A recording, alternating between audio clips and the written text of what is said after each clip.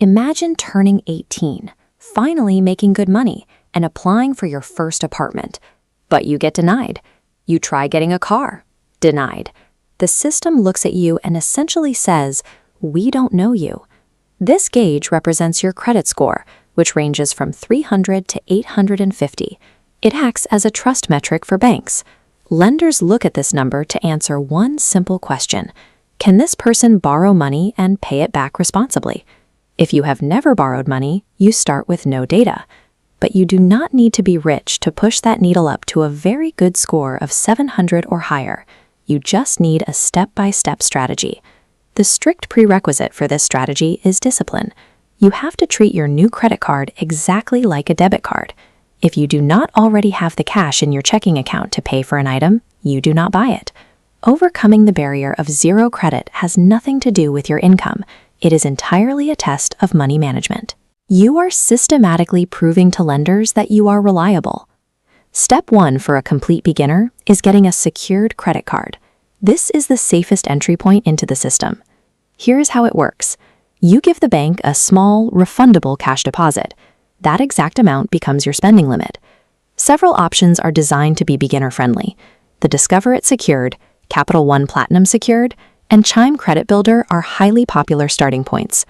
Normal cards reject beginners because lending to an unknown person is risky. With a secured card, your deposit acts as collateral. The bank takes zero risk while you build a visible track record of trust. Once you have the card, you need to understand credit utilization. This is the mathematical formula lenders use to judge your habits, and managing it raises your score quickly. Looking at a $200 limit pie chart, only spend between 10 and 30%. That keeps monthly spending between $20 and $60. Pushing spending to 100% causes immediate problems.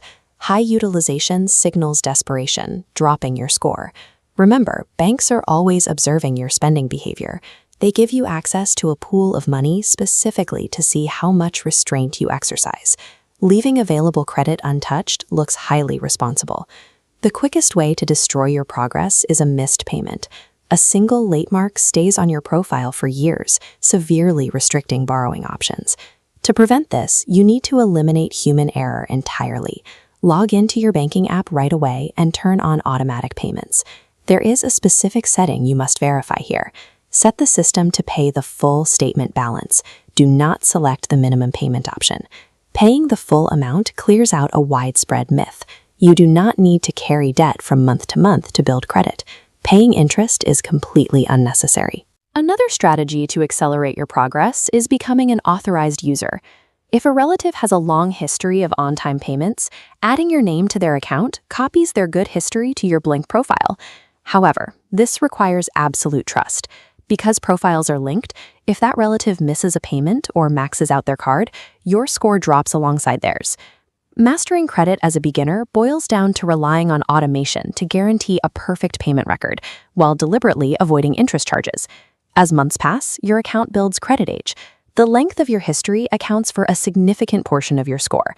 This is why you should never close your first secured card, even when you qualify for better options later. You also need to defend your profile from frequent applications. Applying for multiple retail store cards triggers hard inquiries on your report. Too many of these in a short period makes lenders nervous and lowers your score. Check your actual credit reports regularly. Clerical errors happen.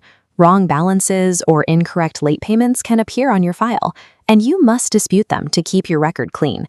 Earning your score is just the first phase.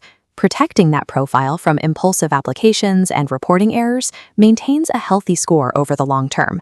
Let's map your progression. In your first 30 days, open the secured card, keep spending under 30%, and lock in autopay.